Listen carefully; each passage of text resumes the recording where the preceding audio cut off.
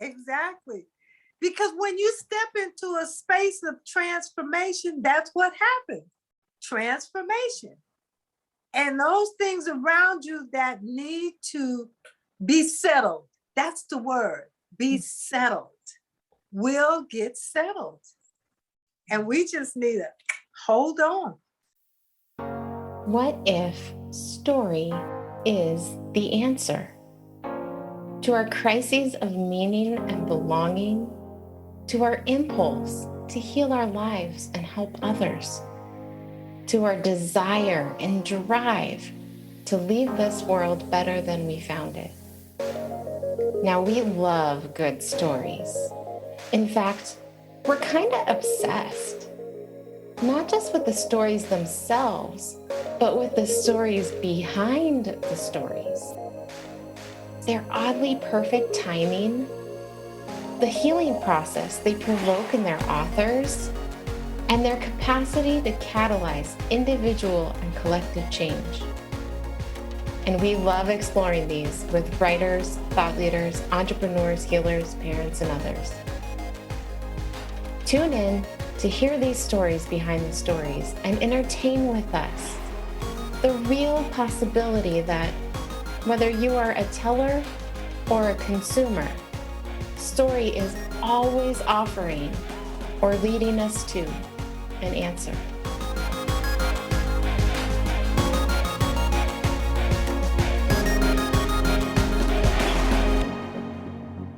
Before she was a client, Ahmondra was part of the first truly safe space that I ever experienced. She's the one who walked beside me on the very long journey from my head to my heart and from my pain to my power. Years later, when this amazing lady said yes to the divine inspiration to start her own ministry and write a book about transitions and asked for my help, I was absolutely shocked when her life basically turned into a country song full of loss and change. But you know what? Deaths in the family, eviction, and even the loss of a business partner could not deter her from her mission. Tune in to find out how Ahmondra navigated those transitions and still got the book done in less than 3 months. How she developed her resilience in spite of a culture that did not quickly accept her or her desire to write. And how she still uses writing to keep her focused and heal old stories. Grab a cup of something delicious and sip on some story and sanity with us. All right, welcome to Sips of Story and Sanity, where we talk about the stories behind the stories with authors, speakers, thought leaders, parents, healers, and more. My team, son Aaron and sister Alyssa, who can't be here today, and clients turned friends turned team members, see, I'm getting it, Teddy and Lori, are here to help me make sure that we get the most out of this conversation. And it's going to be a doozy today, because today we are talking to a beautiful soul who has not only been a client and a friend for me, but she was the one who was there during my own first cocooning dissolution process. And it was messy and terrifying for me. And but she was the one who kind of taught me how to do what I'm doing today. So Dr. Reverend Ahmondra is an ordained progressive Christian and interfaith minister. Through her multi-faith diversity educational program, she empowers individuals to reach across the table and engage in constructive dialogues. Reverend Ahmondra is a demonstration of passionate living in action, and she motivates others to contemplate the deeper issues of life and get into action. She believes every woman can live a life she loves and love the life she lives. Embracing her dream of creating healthy living environments for women, she developed the Butterfly Way, a program that teaches women to transform pain and suffering into life-affirming transitions. Welcome, Ahmondra. Thank you. I'm so glad you're here. Me too. I'm so glad our paths crossed. So I feel like before I even ask you about the writing process for the book, you and I had a relationship before then. And yeah, so I mean, I was going to be a high school teacher, and I got into a classroom full of teens. And I realized that I was not prepared to be a teacher. I had the credentials, I had the education, I knew about child development, but I did not have the inner strength. I did not have the emotional wellness to be able to stay in a room full. Of course, they gave me, like all the kids that no other teachers wanted. They gave that to the first year teacher, Yeah. It's brilliant. And I remember one day I had this, I was getting ready to leave. Like it was too much. I realized I couldn't go home and take care of my little guy. And I had the known drug dealer in my class walked in and said, Mrs. Johnson, I just want you to know that we all know that you really care.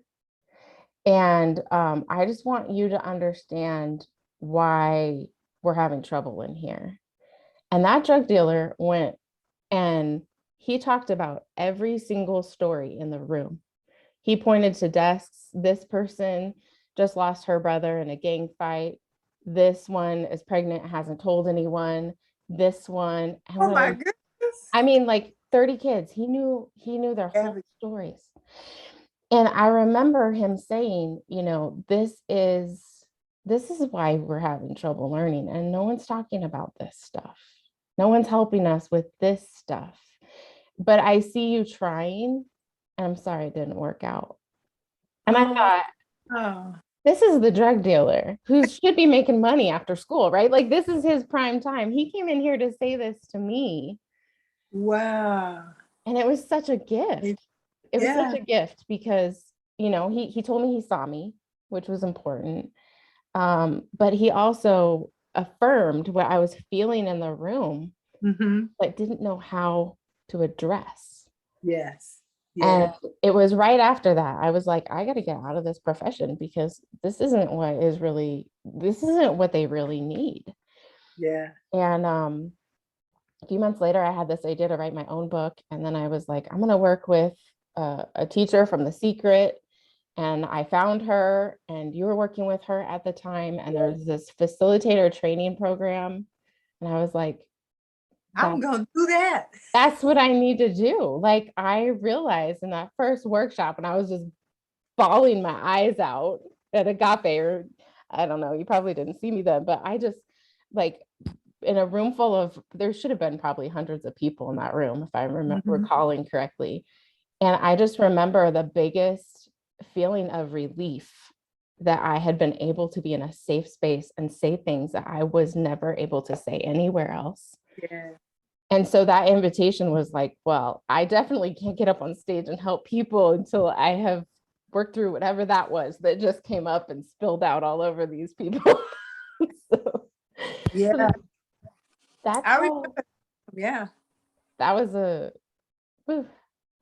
life-changing moment for me. Yes, for sure. Yeah. Well, as a facilitator, I remember when you showed up, and because of academia and the ability to check off the boxes and do the lessons and tell a teacher what they need to hear, and you were going to do this transformational workshop. Like most of us think we're going to do facilitating training in transformational work. And immediately it was like, I don't think so. Not going to happen. And, but you had the courage to stay and stick. Yeah. You had that courage. Yeah. You had desire. I want this for me. First of all, for the teens, but then it became for me. Yeah. And that's what transformational work is about. It's about the individual person first before we can be there for someone else. Yeah. And it was an incredible opportunity. And I watched all of my friends get certified before me. Like when she says I was trying to check off boxes, she is not joking. I was like, I think my first thing was, because I'm a content person, I looked at the materials and I was like, maybe I'm having trouble like getting this in because it's not quite organized right. reorganize. I reorganize and edit it. That's probably like, because I was so good at memorizing things and getting concepts and like graduated honors. Like, what is my problem? I'm here and I cannot do this. It was so maddening. And I tried all the things. I tried all my tools to learn this curriculum. And the reality was that I just could not get into my heart. And so what I was doing, people don't believe me, Ahmondra, that I used to send rooms in really bad directions, but I did. And Ahmondra was always waiting on the side of the stage and being like, hold on, when this happens today, you just watch what I do, okay? Don't take it personal. I'm just gonna get in there and fix it. And then you're gonna learn and we're gonna talk about it later. And it's gonna be great. And it was. I learned, that's how I learned was, I was still in my head trying to tell the story instead of share the experience from my heart. And it took me 3 years to get into my heart. I mean, it was, so when I have clients who are like, I don't know why is this taking so long? And I'm really sorry. And I can't, and I'm like, trust me, I understand. And I have someone who could tell you about my moments of heaping tears on the floor and my moments of running out of the room because I was just like, I can't deal with what's here. Yeah. And I remember you're wearing a red top. I remember when you used to wear black, gray. We're like, yeah, you gotta bring some color into your world. Yeah, I remember that. It's true.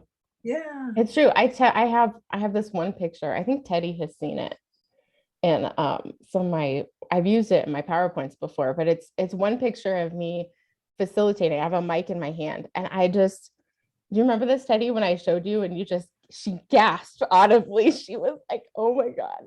Because I was just, the pain was all over me. The pain and the anger and it should shown up physically and, the swelling, it was crazy. It was a crazy time. You had the courage to go through it. Yeah. Most people don't. The majority of our society does not. They just keep pushing through. Yeah. And keep doing what they're doing. Yeah. Well, that my main reason was this guy who's here, because I was like, I don't know what I'm going to have to do, but I'll be damned if he ends up in this type of pain that I'm in. Like, I just have to figure that, at some point, I'd forgotten all about the book series I was going to write. I forgot all about the people I was going to help. I was just like, survive this, like figure this out and help, I really did. Like the work that was being done in those rooms was just mind-blowing. It was mind-blowing.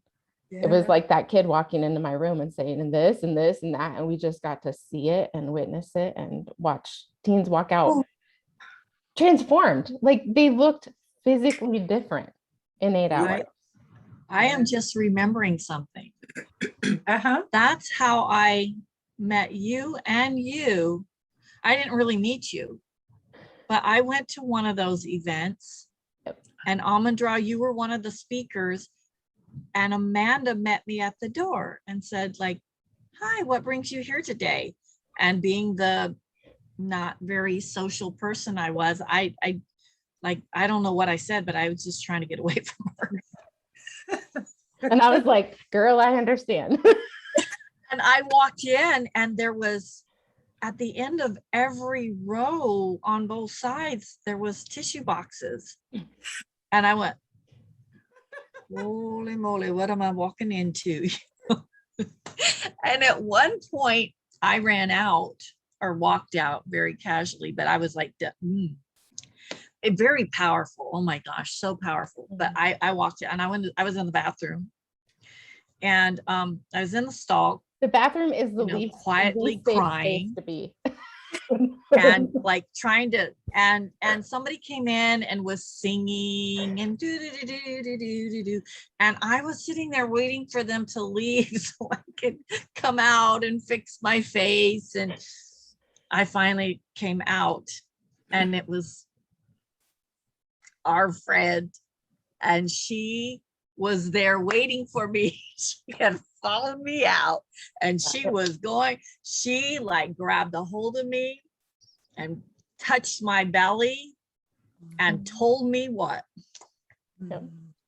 Oh, Yeah, I was one of told those people like, moments, like, oh my God, she just like reached into my gut and pulled it right out. That whole thing was amazing. And now I get it. Like when I ended up on the floor at Amanda's very first retreat, sobbing my eyes, like God, I guess God knew I couldn't handle the intensity of that because it was too much like something that I'd come from. I couldn't handle it. And so I ended up on the floor at Amanda's first retreat, like sobbing my heart out. It's like, I see now that like God brought me to the right place. I didn't know her. That was my first time really meeting her, but he brought me to the place that I could go slowly through the transformation that I could not, I thought it was beautiful. I loved it. And yet it was too much for me at the time. I'm just remembering that. Like, isn't that amazing? Like how our paths cross. And it crossed a few times. We met at the networking meeting too. And, you know, it was like these intersections of trying to meet, but something would happen. And yeah. When our spirits know what it needs, and sometimes it will go before us and lead us, and we just kind of like follow behind it, not realizing we're following behind it. And we show up someplace and like, how did I get here? And who are these people? And why are they talking to me like that? What did I say? You know, that kind of situation. It's transformational work. Yeah. Yeah. It was incredible. And I could have warned you that the bathroom was the safest and least safe place to be. Don't like, go how many times would I watch that? I'd watch people dart out and I'd watch her just watch them. And I'd be like, 5 minutes, she's going to call a break. She's going to go find that person and give them a breakthrough. Like I always told her, her bestseller could have been bathroom breakthroughs, because I knew I wasn't the only one. I'd watch people walk. Yeah. Like, it was a quiet, safe space to get some real work done. And that's what happened, you know? Right. That's right. Yeah. So we met, you witnessed my journey of trying to heal my own life. Yeah. But while I was doing this, obviously I was trying to edit the curriculum and do these things. So you knew that I was an editor and working on stuff. So I think the first project you sent me was Baby Snatchers. Baby Snatchers. Oh, Baby Snatchers, still sitting there waiting. Still waiting. Tell us about it. Like this book, she sent it to me and she was like, will you just read it and tell me if you can help me? And so I read this thing. I got on a treadmill and I started to read this manuscript, and 5 hours later, I could barely walk when I realized I was still on this freaking treadmill reading this manuscript. I was riveted. So tell us about this. So, when I was a child welfare worker, I worked 10 years in San Francisco as a child welfare worker. And I worked inside of a system that had no voice, meaning that we could not talk about what we experienced outside because of the laws of anonymity.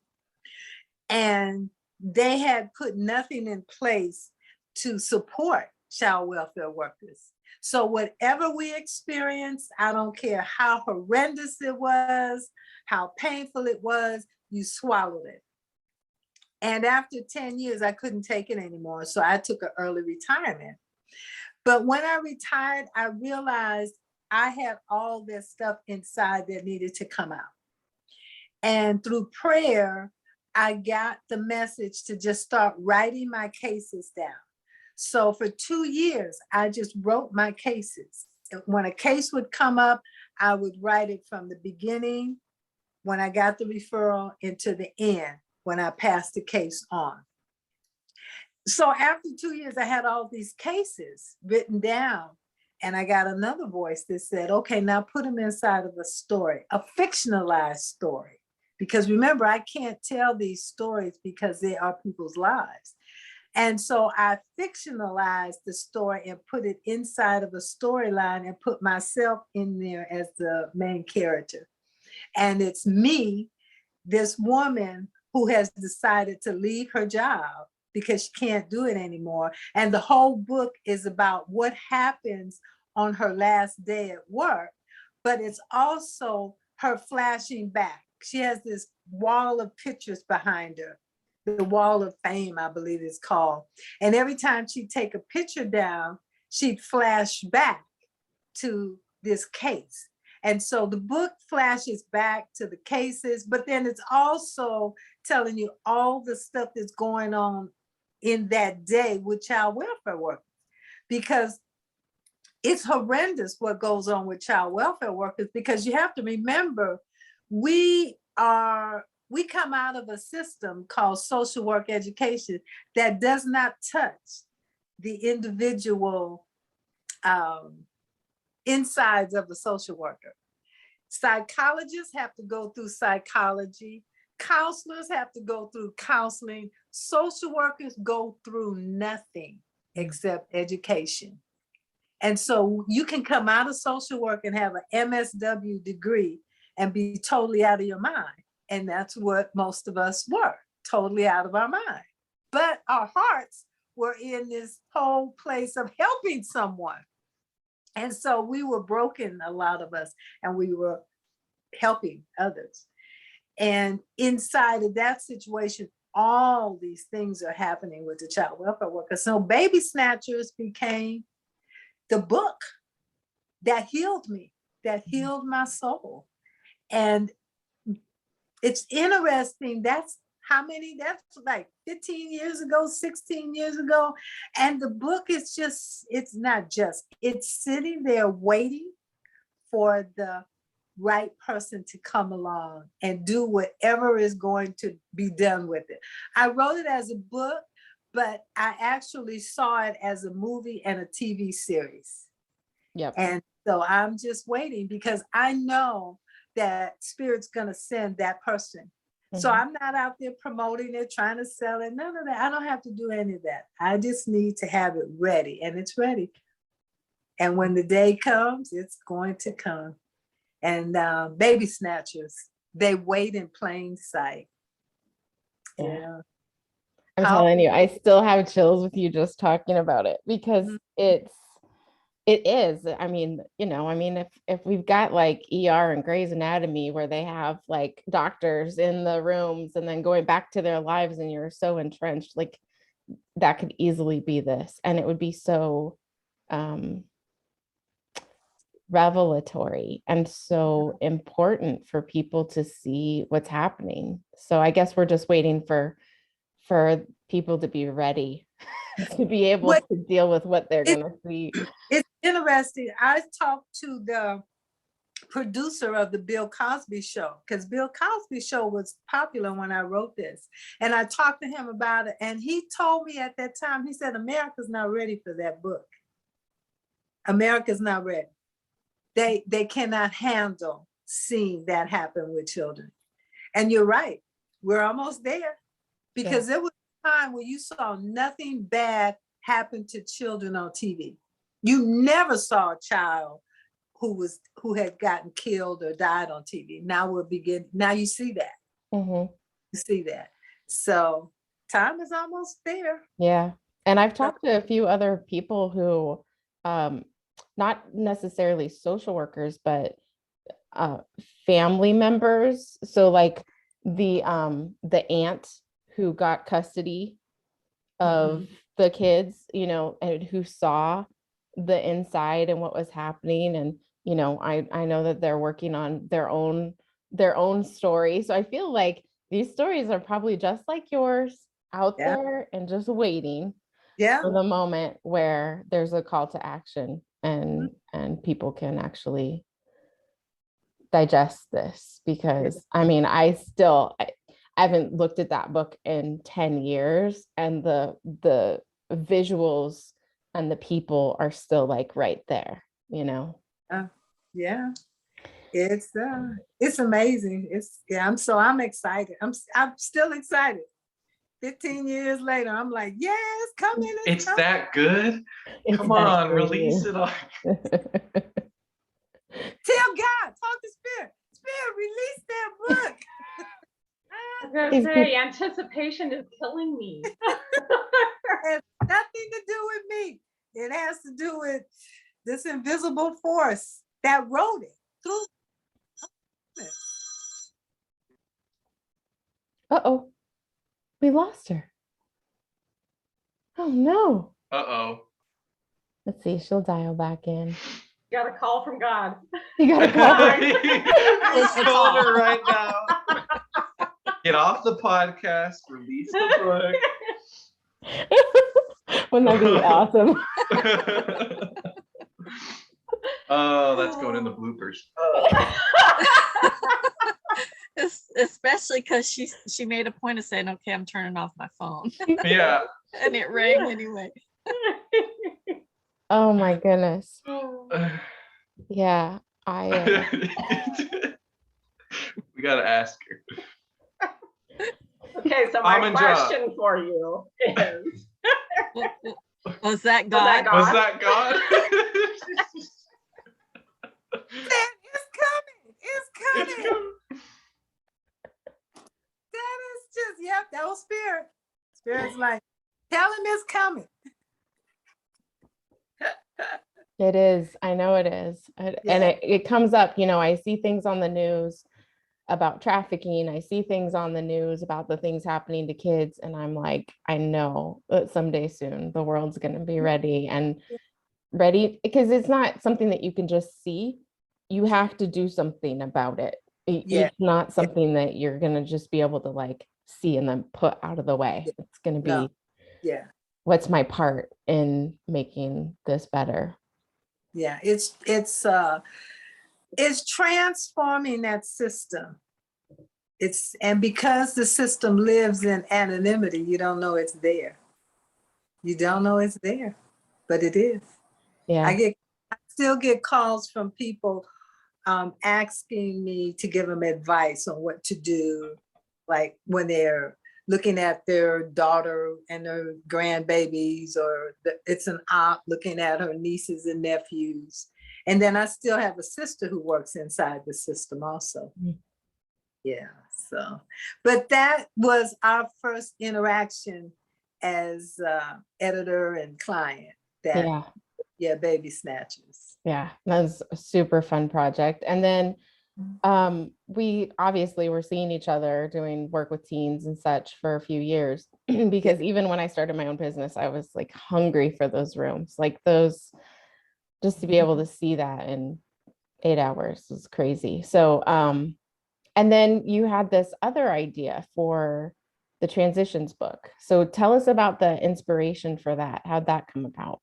Well, doing the transformational work for teens for I don't know how many years, the other facilitator and I started talking about women and all of the work that we do in silence and the stories that we go through and never say anything to anybody. We just go through it because that's just what we do. So we decided to start doing transformational work for women. So we created a business and we started doing programs called Women in Transition and we started doing workshops, and these workshops were amazing. And each woman had a different story. And we would listen to these stories and hear these stories. And I never thought about putting them in a book. We would just do the transformational work, have them come to the workshop. And my business partner got invited to go to a huge women's conference and talk about transition and women. And I was like, we got to have a book. And of course, it was 3 months out. Of course. Amanda, I need a book. She was like, oh, that's fine. Okay, when? I need it in 3 months. From idea to published document, published book, 3 months. Yep. It was wild. And that was the year that my business was expanding with like crazy book production. Like I was writing my own book and Ruben was, you know, having his, right? It was like all those things happening. I was like, sure, just add it. Because there's all this magic going on and stuff is getting done and I don't know how. I'm just showing up. That was like crazy. We did it. Yeah. Well, we did it. And we did it while the rest of your life was, I mean, talk about what happened, because I have seen some things happen in people's lives the minute they say yes to a book. But everything fell apart. Everything, the world just started like crumbling down so something else could show up. And it was just amazing. I have family in Bermuda, and one of my nieces left Bermuda, went to England to go to school. I got a call, she was dying, you know, so what do you mean she's dying? And so I had to fly to England. And I was also inside of seminary at the time, studying to be a interfaith minister. And so I had to continue doing that work. And I flew to England and she was dying, literally dying. I had to work with her, get her strong enough to go back to Bermuda, and got her back to Bermuda, got home, back to California, got a call. My uncle was dying in Bermuda. And so I had to fly to Bermuda, and she was on one wing of the hospital and he was on another wing of the hospital. And I was walking the halls of the hospital from one to the other. And I'm talking about it because right now it feels surreal what was really happening at that time when I think back. And then when I got back here, I got a call from my stepmother, and my father had died. It's like, okay. And I had 3 days to fly to New Orleans because she was like, well, I want to bury him before Thanksgiving, and that's 3 days away. And if you can make it, fine. If you can't, fine. I just kind of ignored that comment. Flew to New Orleans to bury him. And I remember getting back on Thanksgiving Eve. So that's just a couple of days from here. And standing on the curb, looking at everybody arriving and hugging. And I was just standing there like, oh my goodness, I'm here all alone. And I got home and found out that my landlords had sold the house and I had 30 days to move. I was evicted. Man, that is not upside down. You fell out of your cocoon, man, and hit the ground. Okay. Like, what? And then my business partner did not support me and my business fell apart. And my boyfriend of 10 years just vanished, just disappeared. Yeah. Talk about transformation. Yeah. Okay, God, this is transformation right here. Mm-hmm. And not one time did I go into this space of, oh, woe is me. I just didn't go there. I don't know why, but I just didn't go there. It's probably because I walked it is because I walked so closely with Spirit that I was able to go through that and laugh about it. And the biggest laugh came when I met this lady, a friend I had done, she had done work with us in the teens rooms. And she was like, I haven't seen you. What you been up to? And I was like, well, and when I finished, she was like, dang, your life sound like a country western song. And I just looked at her and I was like, yeah, my niece died and my uncle died and my father got sick and he died and my man left me and the dog died and I got kicked out of my house. We just started rolling. I was like, you're right. It does.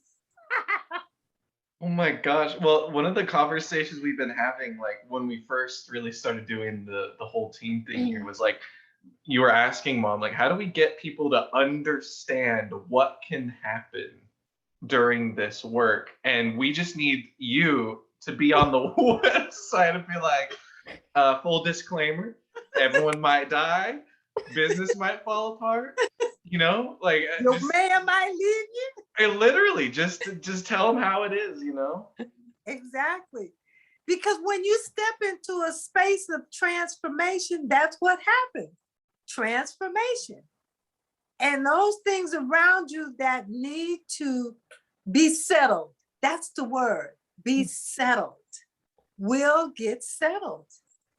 And we just need to hold on and know that you will get on the other side and you will be so much bigger when you get to the other side.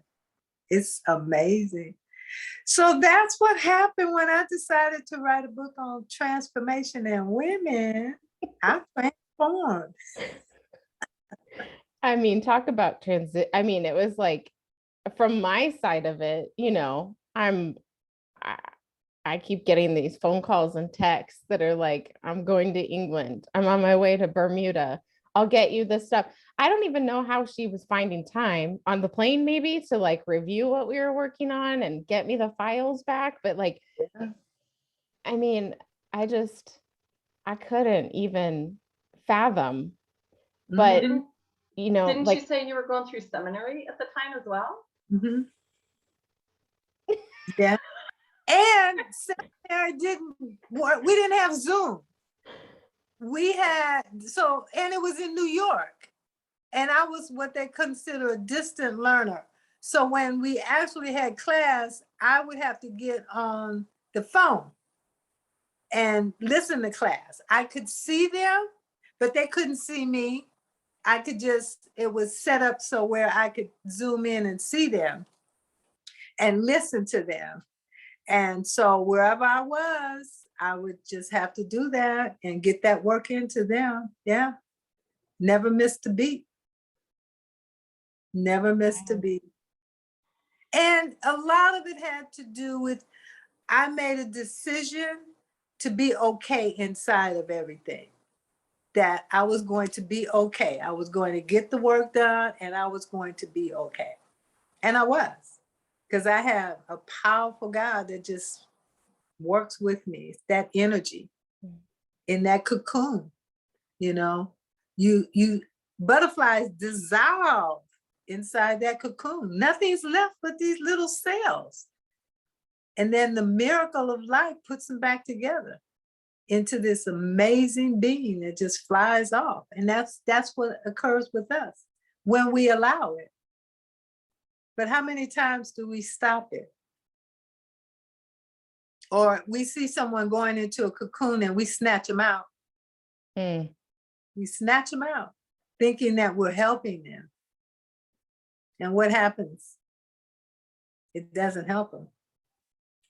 You know, it keeps them from going to that space where they needed to go to so that they could become this amazing, magical being.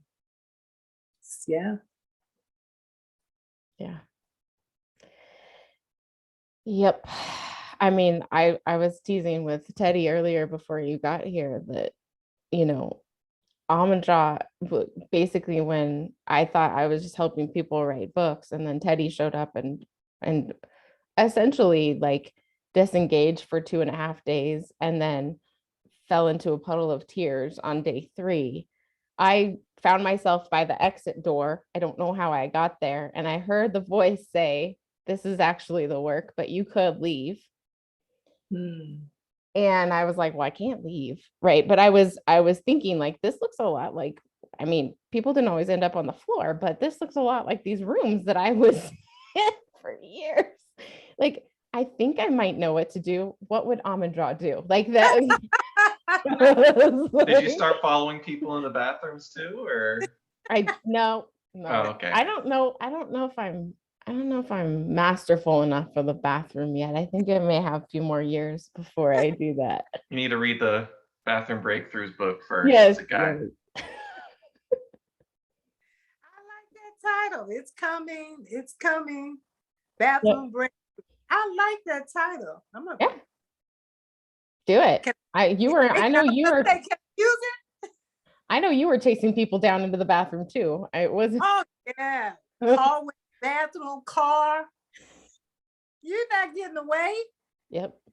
And I mean, when you're talking about team, like these people shared a mind in these rooms, like, and when you were in the work, like, you know, bawling your eyes out, you didn't see it, but as soon as I started to like not be so overwhelmed with the emotion of the room and I would watch this, I would just be like, wow, because you know, this person would nod and take over this and that person would run. And it was like this masterful orchestration that was at play. It was and we have to put in the space that you became masterful as a facilitator. She did. And she worked side by side with me in rooms where the average person would just run away. We were in a room, it might have been one of the last rooms I was in at that church. And teens in there that were as young as 9, 10, these were preteens, to 18-year-olds who had just gotten out of prison, baby jail, and were being released into the world. And the anger and the energy was so powerful in the room. I remember that when we walked by these young women, this energy welled up in us. And because we're not used to that type of energy, it feels like fear. But I am able to identify it wasn't fear. It was their anger that hit us. And Amanda and I ran into the kitchen to eat protein, to give our bodies protein, because protein helps you build energy. And then we went and we were like, what is going on? We're like eating chicken. Like, what's happening? And those young women had a major breakthrough. But before they got to that place, Amanda and I, we had to hold that room.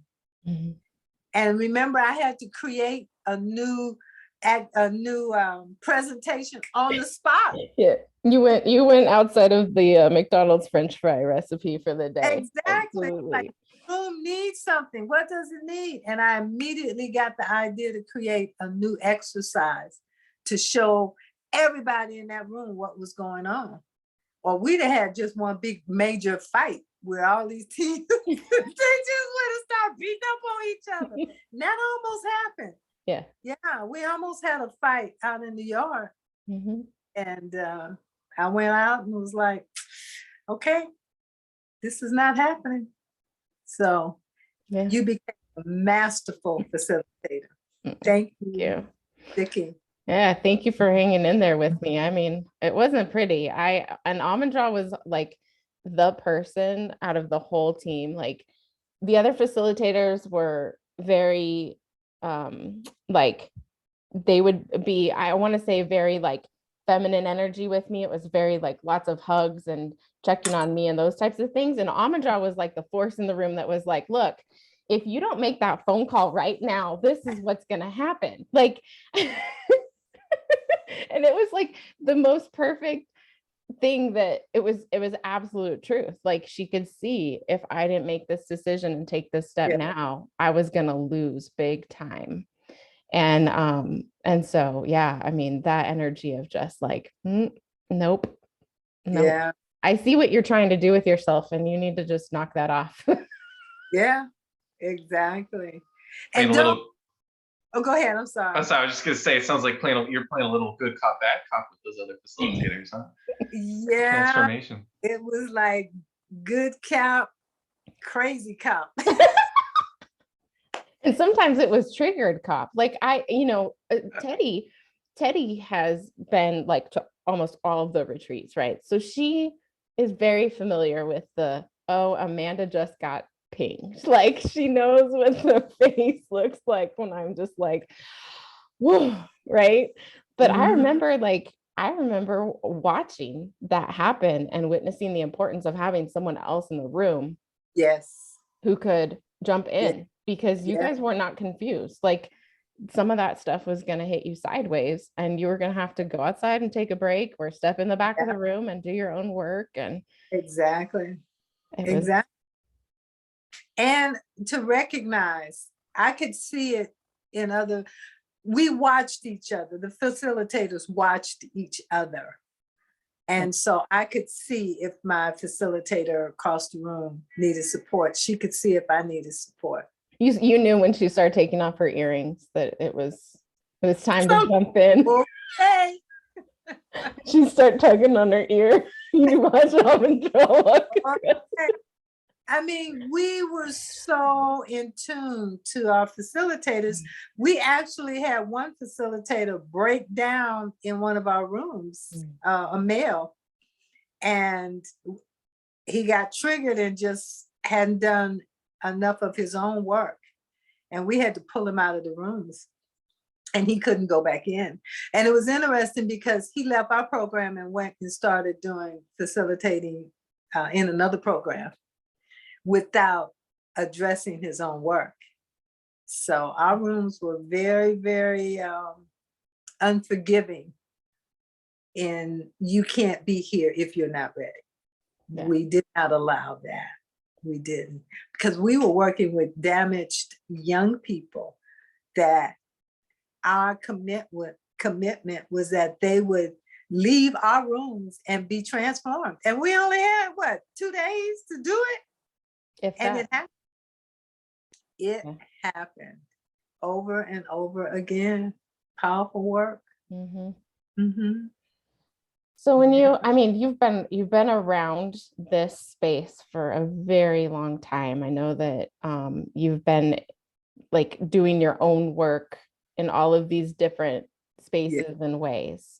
Mm-hmm. So what is the kind of theme that you see as people are being invited, right? Like sometimes it doesn't feel like a really nice invitation, but the invitation to do this type of work, to go out and, change the world and be a model of transformation. What do you see as like the main thing that holds people back? Because we hear a lot of the statements and this is why, and it's because you're afraid of this, or you're, like a lot of people have answers, but what do you think it is? Well, so first of all, we all have our own unique gifts. We arrive with them. And that unique gift is for humanity. That it is our work to give that gift to humanity. And what occurs between the ages of 0 and 4 years old is socialization. Socializes us out of our gift. And from that time on, we are struggling to fit inside of a box, a circle that has nothing to do with our gift. If we are, I want to say, blessed enough to have people around us that nurture us and help us to understand you have a gift and your job is to give that gift out. If we're blessed enough to have that type of environment, then we can move forward and give that gift to the world.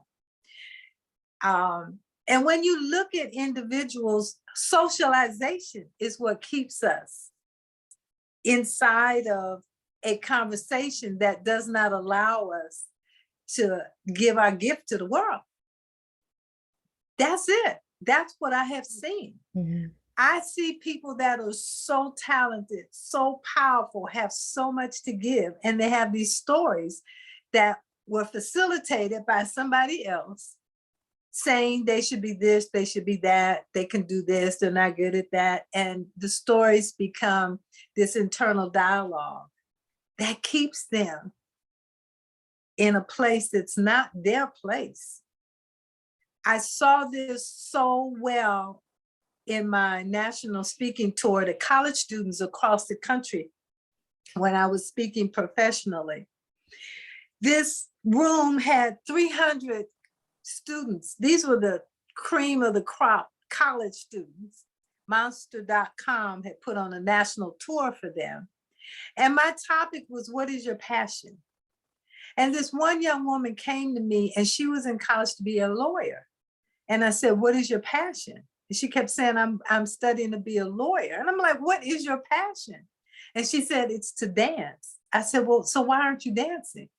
And she started giving me a story about, not being able to make money and I just laughed. And I said, so you mean to tell me these professional dancers that are all over everywhere don't make money and aren't happy with what they're doing? That young woman called her mother and told her mother, I want to drop out of law school and I want to dance. And her mother said, if that's what you want to do, then you should dance. Now, there were other students who got mad at me and said, why are you telling her that? You just took away her career. And I just laughed because they were so seeped inside of that conversation of, I got to do this so I can progress, so I can make this money. And those, unfortunately, will be those individuals who get to a place in their life and look back and say, I really wanted to dance. Why didn't I dance? So yeah, that's what happens. Yeah. Social. What was it that helped you? Because I mean, you tell in our book, our You Can't Make This Story Up book, you tell a good portion of your behind the scenes story of what you had to navigate as a child and a young adult. And so what was that resilience factor for you? What kind of changed the game? That I had a mom who was not born in the United States. My mother was born on a small island called Bermuda. Bermuda is populated majority of Black people. She grew up inside of a conversation that did not have slavery in it, that did not have racism, the type of racism that we experience here in this country. She grew up inside of a conversation that says she was valuable, even though she went through her traumatic experiences in her life. They never said that you're not worth anything because of the color of your skin. Totally different. And when she came to this country and met my dad and gave birth to me, the whole conversation from the time I was born until forever was, you can do whatever it is you want to do. You can do it. Just do it. It doesn't matter what people say to you. It doesn't matter how they treat you. You can do this. And so that's where my resiliency came from. And then my dad, growing up in a little town in Alabama, he experienced that overt racism.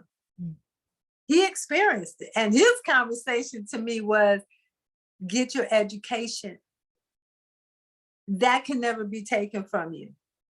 And you can do anything you choose to do. So I had these conversations in both ears. And so no matter what was going on, insanity in the house, the alcoholism, all that stuff was there. But I had these conversations saying, you can do whatever it is you choose to do. That's where the resiliency came from. So I was blessed. And I was sent out of this country to Bermuda, starting at 5 years old. I did my first plane trip at 10 years old. She put me on the plane and let go. And I had to navigate the airports and talk to people, and they lost me at one point well, they thought they lost me. I just walked off to go get something to eat. And the airline people were going crazy because they couldn't find this little 10-year-old.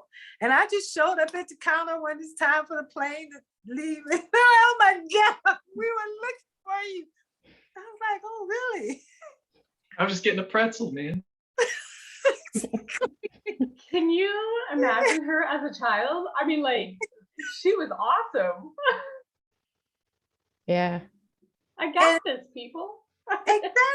Exactly. And going to Bermuda and then coming back to the United States and telling my friends, boy, I know a place where all Black people run everything. And they're like, you out of your mind. No, yes, that's true. No, that's not. Where'd you go? To Africa? No. I went to Bermuda. Where is that? What is that? So that experience, traveling, and then going to a country where racism did not exist in the way it exists here. Of course, there was tension between the Portuguese and England. Bermuda is a British colony. Everybody, gave reverence to the Queen. Whole different world. My exposure in that world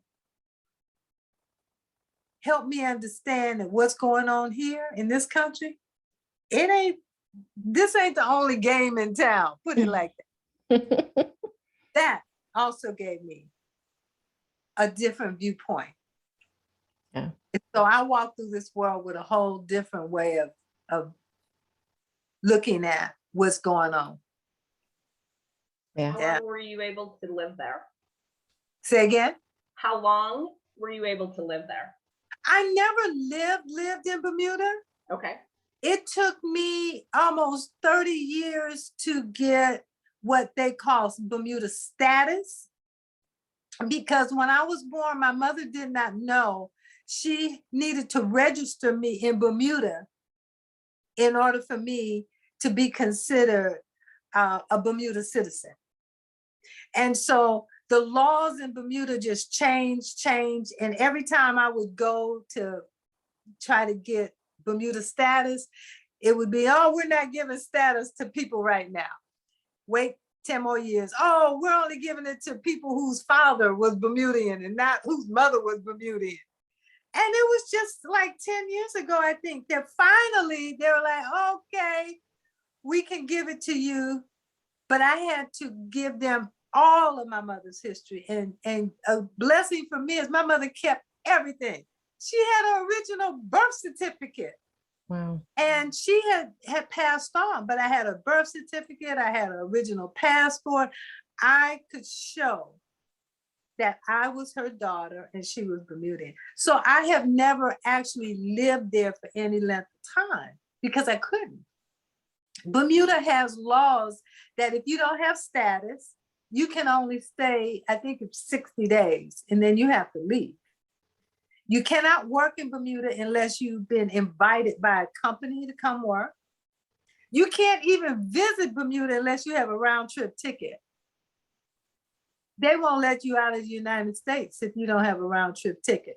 So now that I have status, one of the plans is to live between Bermuda and the United States, so that get a house there and keep one here. So that's in the plans for the future. Yeah. Nice.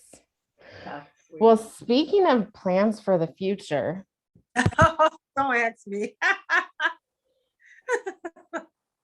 I mean,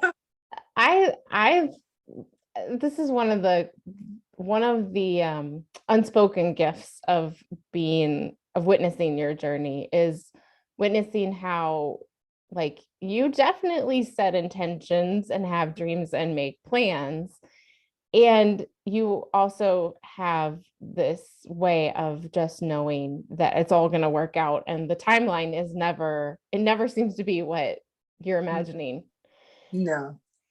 So what are you working on now? Like, what's coming from Ahmondra's desk or into Ahmondra's life in the near future? It's interesting. I was just telling my partner last night that COVID was my rest period. On February 29, 2019, I defended my dissertation in New York for my doctorate of ministry. That day, New York closed its doors, and I could just barely got out of there to get home because of COVID, and the world shut down. Well, I had just worked 3 years in creating a program called Multi-Faith Diversity Education that would teach people in the helping profession how to allow their clients to bring their faith tradition into the dialogue. Because right now, that conversation, that part of a person's being is like, you don't recognize it. It don't exist. We don't talk about it. And so when we work with clients, we don't work with them holistically. I saw that as a social worker. And then as an interfaith minister, I realized how valuable it is when you allow a person to bring their total self. And so I created this amazing program. I delivered it to one of the biggest nonprofit organizations here in Escondido, California. They loved it. The staff loved it. It's not teaching people about religion. It's not teaching people about, it's not having dialogues about particular religions. It's having individuals understand that everybody has a faith tradition. That faith tradition could be from a religious place, but it can also be from what we call a spiritual place, but it could be from another place. It could be from a lifestyle. And so I created that program, and right when I was getting ready to launch it in the world, COVID happened.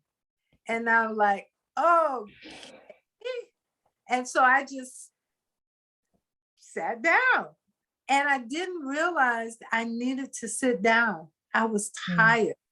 If COVID had not happened, I would have just put that program in place and just off and running. And so now that COVID is easing up and we're coming out, I'm in the process of launching the program. I just finished an ebook last night that I am going to put out, a free ebook explaining to people what multi-faith diversity education is. We have conversations now about diversity, equity, and inclusion. And multi-faith needs to be inside of that conversation. So what I'm doing right now is launching that program. I'm going to do an online seminar, but I'm also going to be doing in-person workshops. And I'm working at focusing on one project. I have to keep telling myself, you can't do that book over there. You can't do that book. Leave that alone. Just focus here. That is the hardest thing for me to do, to focus on one thing. Mm-hmm. And so I do have 2 other books that I'm having converted into ebooks so that when I'm ready, they're there for me to launch. But that's what I'm working on right now. It's an amazing program. It's huge because it's conversation. It's time for us to start allowing individuals to just be who they are. Yep. Bring all of them with them. Mm-hmm. I was thinking, it's funny that you said that, because remember, Teddy, I was texting you yesterday asking that question about even in our book, because, as I'm reading through it and it's going through design, there's so much relationship and dialogue with God or spirit or the universe, but all of these different points of view. And then there are a few people who don't mention it at all. And so I was in that conversation yesterday of like, do I need to address that in the introduction? Do I, because that is the piece of like, when a safe space is actually created, then all of those people get to show up. And that's what ends up happening. And it's been a wild ride of like, learning all of the different ways that people connect and get their signals and get their guidance. And Yeah. it's just been, it's one of those things that I don't really think about or focus on a lot. But when I think about like 15 years of hanging out with people and watching them go through the creative process and really lean into whatever that is for them, Exactly. it's been very, it's been some of the most important work that I've seen people do, is renegotiate their experience, because it's finally being connected to their story. It's finally being connected to their past. Yeah, it's amazing.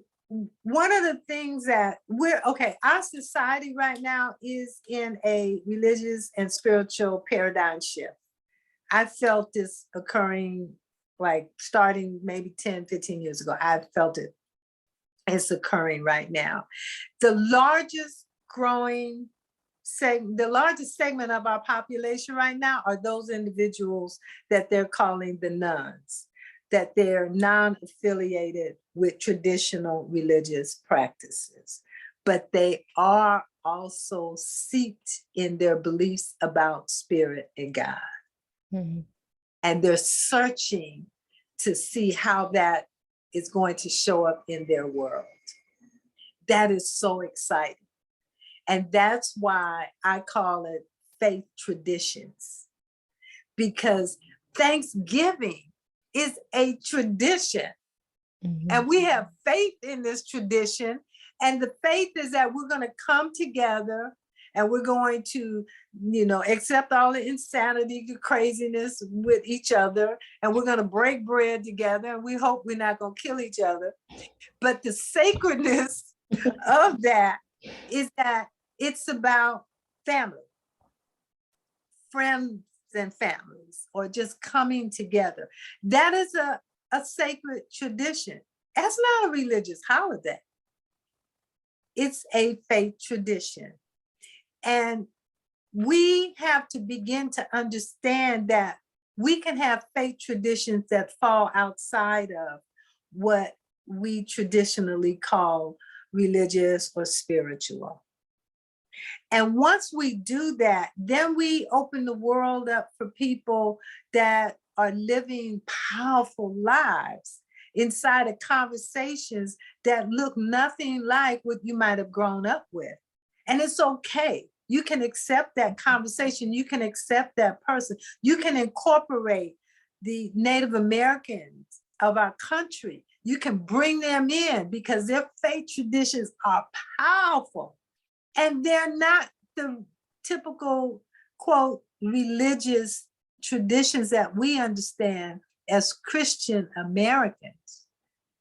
And so I am excited because people are waking up to that. And COVID allowed us to come together regardless of what your belief was, to help, because we were all in that together.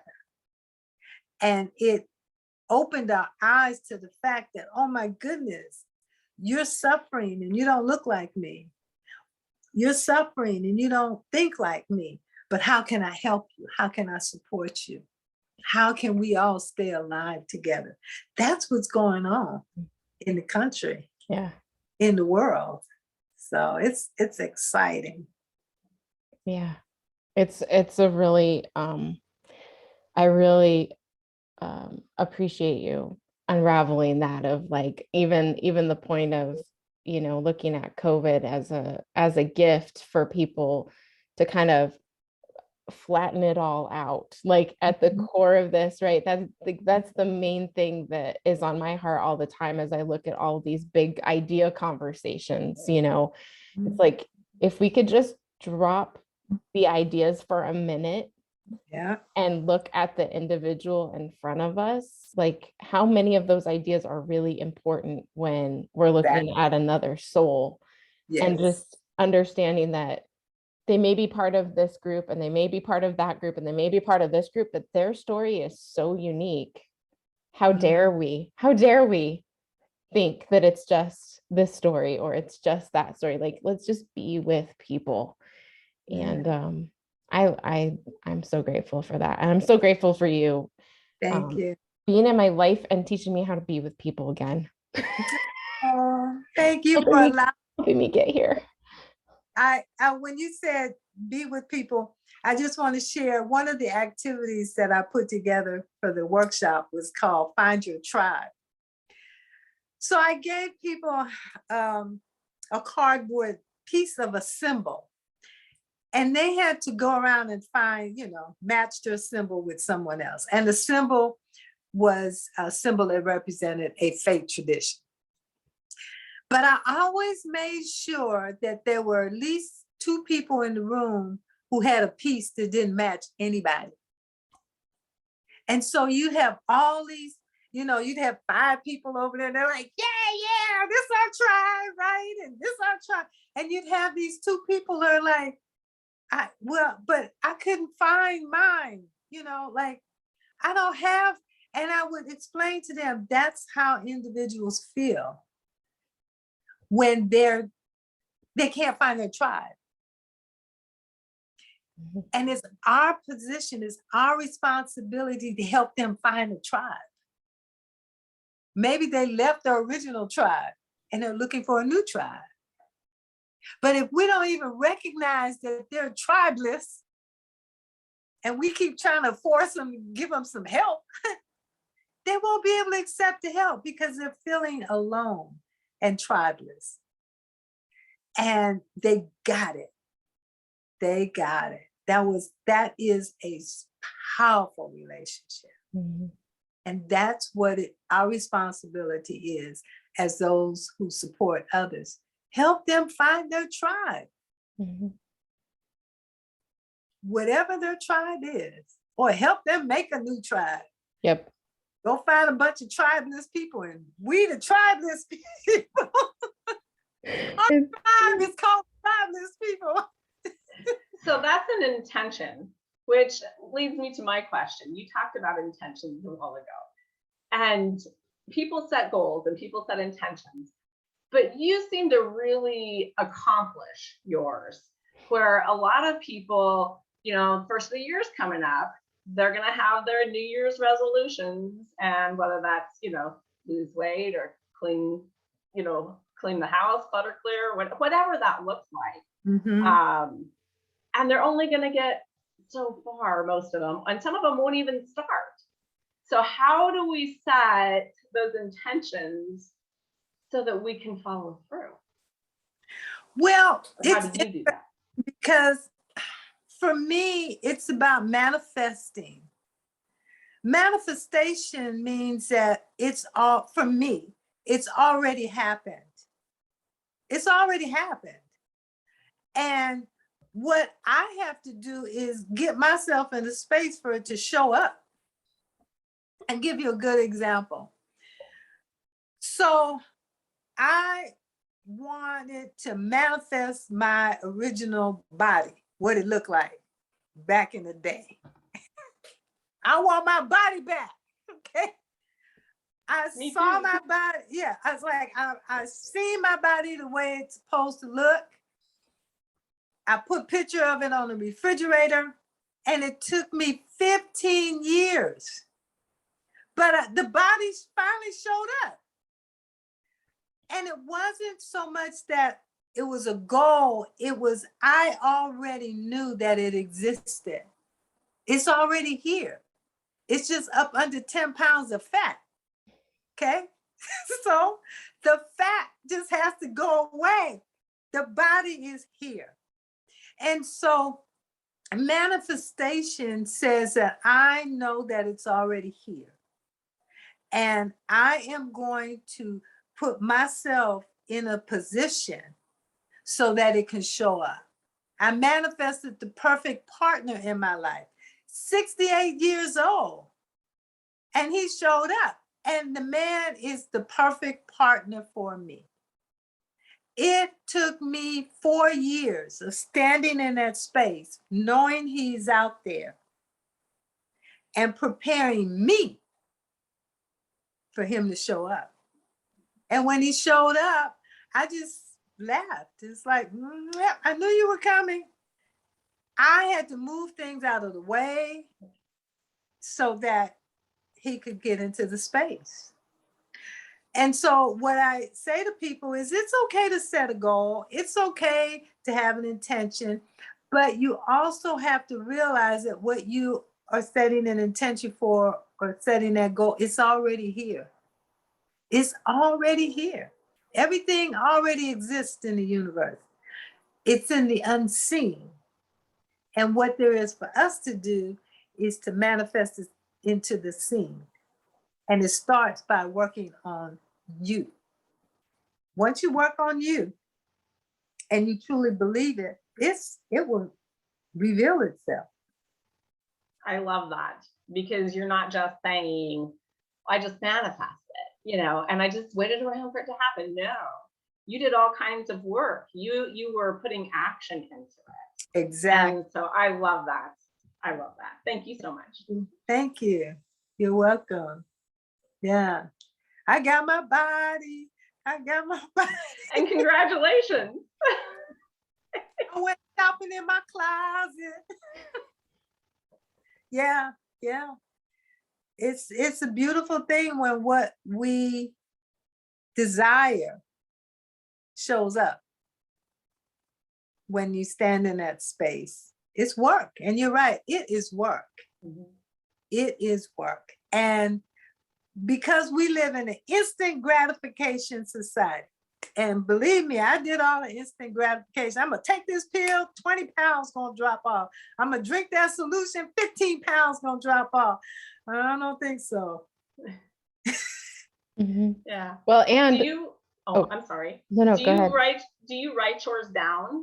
Because that's what I do. I mean, like when I have my manifestation, I put it down as if it's already happened. Yes, absolutely. And I journal every day. Okay. And it's not so much that I journal about what I'm manifesting, but the journaling keeps me in a space outside of my head, my thoughts. Mm-hmm. Because I have people laughing. I said, I do not allow these lying eyes and this conniving mind to hook up together.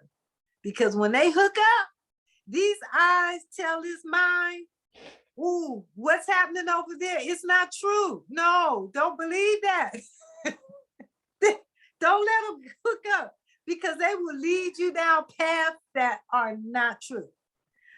Our eyes and our mind work to keep us safe, but they work to keep us safe from things that don't always exist. They just think something's out there trying to get you, but it's not really there. And so I journal just to keep me centered, and I do a gratitude list every day to remind me of the blessings that are here in my life, that I woke up, that I hear the birds, that I can feel the sun. Those type of awarenesses keep us present. We have so much in this country that works to have us not be present. We have to be present, and particularly when you want to manifest. You cannot manifest if you're not conscious. If you're unconscious, you will only bring to yourself unconscious stuff, things that don't matter, don't exist, worry, anxiety. That's what you bring to yourself when you're unconscious. The lion eyes and the conniving mind hook up and make babies. Exactly. You have all this family. And they're in your head. Exponentially. Telling you all kinds of things. Like in recovery, they call it the committee.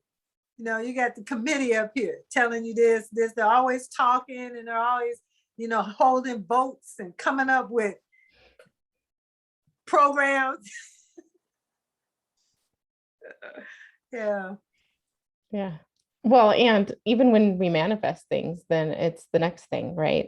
Sometimes it's figuring out how to be there and hang on to it, or not hang on to it so hard, right. Or right. Like I loved the story of you manifesting this partner into your life and all the little things that you did to have him show up.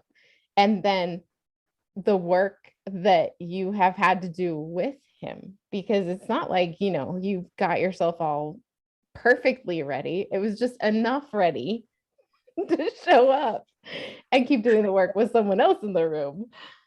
Yeah, and it's funny because I realized that I was totally insane when after he showed up and he was here, I just became insane. And I told him the other day, he's in DC and I flew home and I said, I need to go home because I'm crazy, I'm insane. And you don't deserve to be treated the way I'm treating you, you know? And he was like, I know he was thinking, you're right, but I just didn't want to say that. It's like, I have to go do some work on myself because I'm just crazy here. And that's exactly what I'm doing right now. Has nothing to do with him. He's perfect just the way he is. It's over here. And that just tells me that we always are working on ourselves. Mm-hmm. And when we manifest, the universe just will give it to you. And you have to be like, whoa. And you have to say, what do I do with this? Well, you don't do anything with it. You just prepare yourself. You work over here on yourself. When I'm centered and conscious, the manifestation that has come into my world, it becomes beautiful. But when I'm not, it becomes, I'm anxious, I'm full of anxiety, I get stuck, I don't do anything. It's like a deer in the headlight. I'm just frozen. And all there is for me to do is to realize, yeah, God got your back. Spirit got your back. The universe got your back. Whatever you call it has your back. You're not in this alone. And so many of us feel like we're alone and having to do something. Just be. You don't have to do anything. Just be. We're human beings, not human doers. But we're taught in our society that you're a doer. If you're not doing something, then something is wrong. Indigenous communities, populations teach to be a human being. And that is how they are able to live in peace and harmony, because they're being. They're not trying to do something. And it's work. It is work. Yep. It's a deep, deep conditioning. Well, I'm so glad that we did this today. I feel like we can just all hang out here for another few hours. I have so many stories that I'd love for you to tell that I've heard. And we'll maybe just have to plan another podcast. Yeah. But for today, you know, how do people connect with you after hearing you share your story on this podcast? Well, they can reach me through drahmondra.com. That's my new website, and it tells about multi-faith diversity education. That's the website that I'm receiving contact through, and they can get to me through that, or drahmondra@gmail also. Yeah, I can be reached, because I'm in the middle of also launching a ministry. My Circle of Consciousness is the name of my ministry. And I'm in the middle of rebranding that and launching that. And I will have sermonettes up on YouTube. Yay. And Facebook, like 3-minute sermonettes, just giving little information. I have another book called The Happy Passenger When God is Your Designated Driver. That book is hilarious. It's a little book, and it just talks about how we take on these personas in life. And the same persona happens when we get behind the wheel of our car. You know, like the lazy driver, the speed demon, and so all this list of different drivers, and what happens when we're behind the wheel, and what happens when we get out of the driver's seat and move into the passenger seat and allow God to be your designated driver. You get to just enjoy the scenery. You never have any crashes. You might get, pull off to the side of the road and sit there for a while, but then you get back on the road and you keep going. I love this little book. It totally is inspirational. And that is one of the other programs that I'm working on launching. But that they can get to me through drahmondra.com right now. Yeah. Perfect. I can't wait to get my hands on that book. You don't have a copy? I don't have a copy. Oh my goodness. I'll have to Send it to over. Yeah, I will. The ebook is being created right now, but I have like a bunch of hard copies. I'll send you one. Perfect. Okay. Perfect. Well, thank you so much. There's just not enough gratitude. There's not enough words to express the amount of gratitude that I have for you in my life. And yeah, I truly would not be who I am today without your